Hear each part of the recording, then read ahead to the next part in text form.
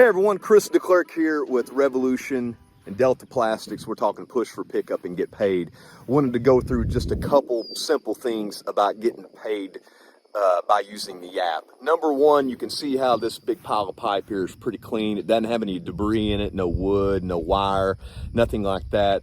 One major important thing is that none of these rolls can be burnt. If burnt rolls show up in a pile, we can't pick them up and we can't recycle them, which means that you can't get paid for those rolls. Another thing too is you want to protect this pile of pipe. You can see right here behind me, I'm right on the edge of the highway right here, real visible to any other trucks. If there's a different vehicle or a different truck besides Delta Plastics that's out here picking up the pipe, then you can't get paid for that pipe again. So you want to do your best to protect your pipe. If there's a sign on your property, that's great, but just make sure that whenever this pipe comes and gets picked up, if you're around, that it says Delta Plastics on the side of the truck. Thank you so much.